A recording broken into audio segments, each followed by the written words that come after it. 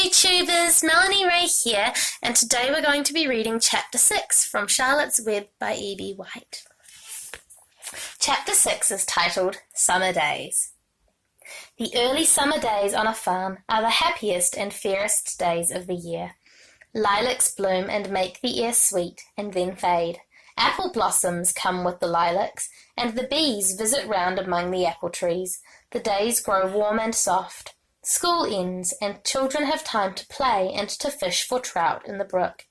Avery often brought a trout home in his pocket, warm and stiff and ready to be fried for supper. Now that school was over, Fern visited the barn almost every day to sit quietly on her stool. The animals treated her as an equal. The sheep lay calmly at her feet.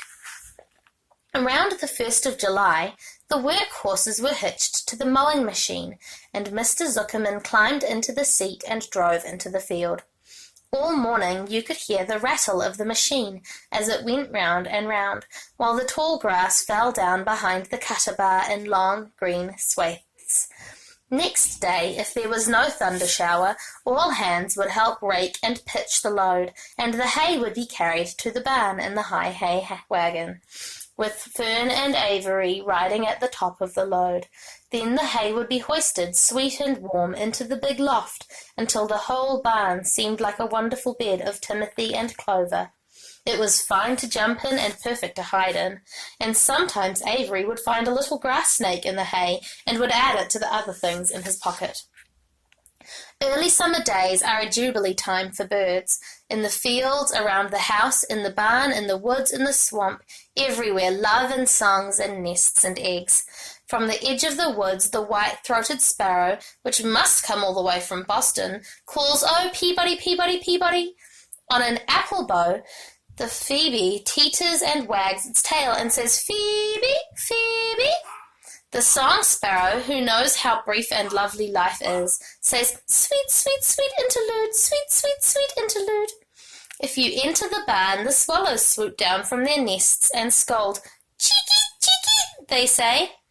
In early summer, there are plenty of things for a child to eat and drink and suck and chew. Dandelion stems are full of milk, clover heads are loaded with nectar, the Frigidaire is full of ice-cold drinks. Everywhere you look is life. Even the little ball of spit on the weed stalk, if you poke it apart, has a green worm inside it.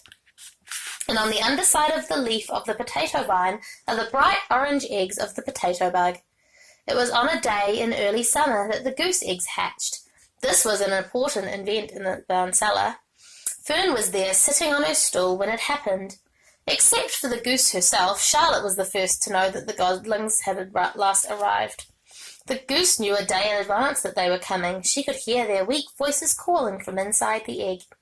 She knew that they were in a desperately cramped position inside the shell, and were most anxious to break through and get out. So she sat quite still and talked less than usual. When the first gosling poked its grey-green head through the goose's feathers and looked around, Charlotte spied it and made the announcement. "I am sure," she said, "that every one of us here will be gratified to learn that after 4 weeks of unremitting effort and patience on the part of our friend the goose, she now has something to show for it. The goslings have arrived. May I offer my sincere congratulations?" "Thank you, thank you, thank you," said the goose, nodding and bowing shamelessly. "Thank you," said the gander.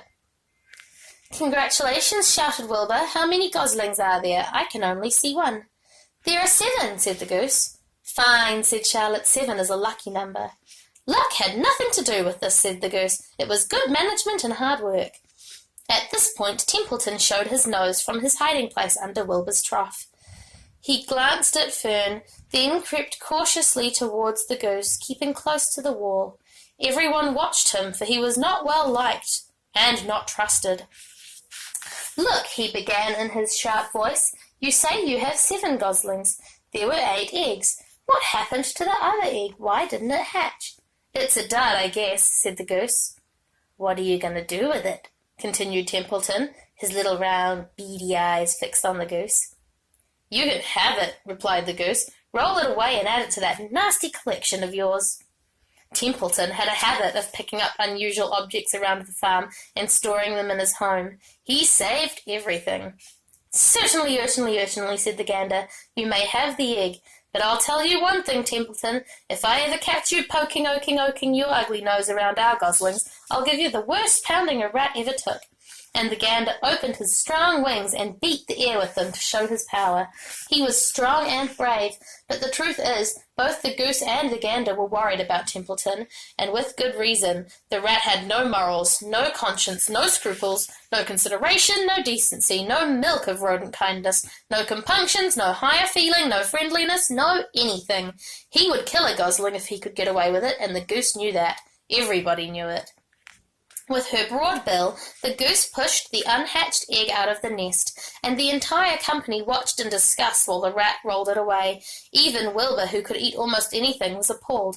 Imagine wanting a junky old rotten egg, he muttered. A rat is a rat, said Charlotte, and she laughed a little tinkling laugh. But, my friends, if that ancient egg ever breaks, this barn will be untenable. What's that mean? Asked Wilbur. It means nobody will be able to live here on account of the smell. A rotten egg is a regular stink bomb. I won't break it, snarled Templeton. I know what I'm doing. I handle stuff like this all the time. And here's a picture of Templeton rolling his rotten egg away. He disappeared into his tunnel, pushing the goose egg in front of him. He pushed and nudged till he succeeded in rolling it into his lair under the trough.